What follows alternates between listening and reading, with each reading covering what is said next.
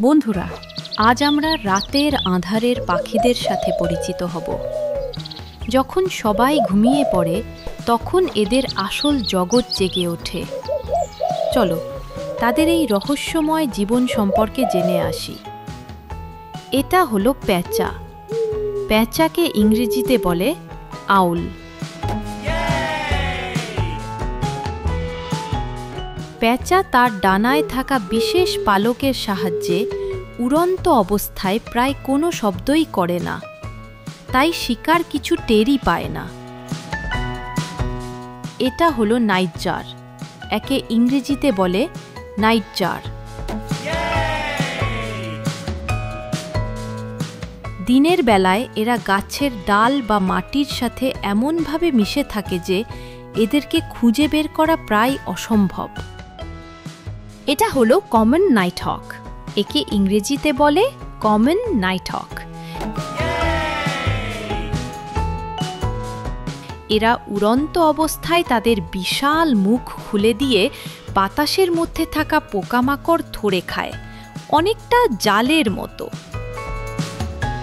এটা হলো ফ্রগমাউথ। একে ইংরেজিতে বলে ফ্রগমাউথ।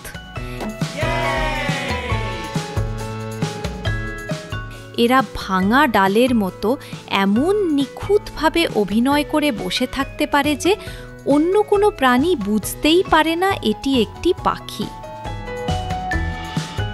এটা হলো অয়েল বার্ড। একে ইংরেজিতে বলে অয়েল বার্ড। এটি পৃথিবীর একমাত্র নিশাচর পাখি যা ফল খায় এবং বাদুড়ের মতো শব্দ তরঙ্গ ব্যবহার করে গুহার অন্ধকারে পথ চেনে। এটা হলো হক আউল। একে ইংরেজিতে বলে হক আউল। এর মাথাটা পেঁচার মতো গোল, কিন্তু শরীরটা অনেকটা বাজ পাখির মতো, তাই এর মধ্যে পেঁচা এবং বাজ পাখি উভয়েরই বৈশিষ্ট্য দেখা যায়। এটা হলো টনি ফ্রগমাউথ। একে ইংরেজিতে বলে টনি ফ্রগমাউথ।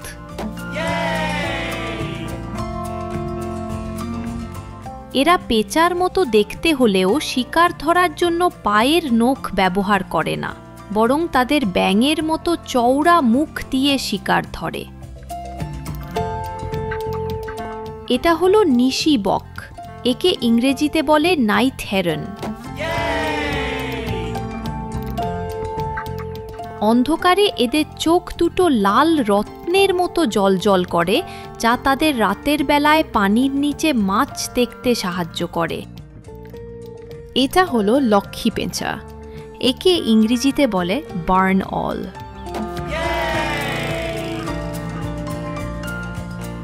এর হৃৎপিণ্ডের মতো দেখতে মুখের গঠনটি একটি স্যাটেলাইট ডিশের মতো কাজ করে, যা তাকে অন্ধকারে সামান্যতম শব্দও শুনতে সাহায্য করে। এটা হলো কাকাপো। একে ইংরেজিতে বলে কাকাপো।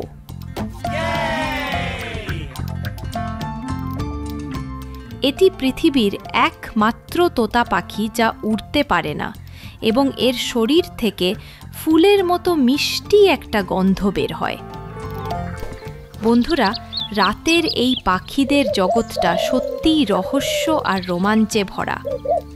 ভিডিওটি ভালো লাগলে লাইক ও সাবস্ক্রাইব করে পাশে থেকো। আবার দেখা হবে। বাই।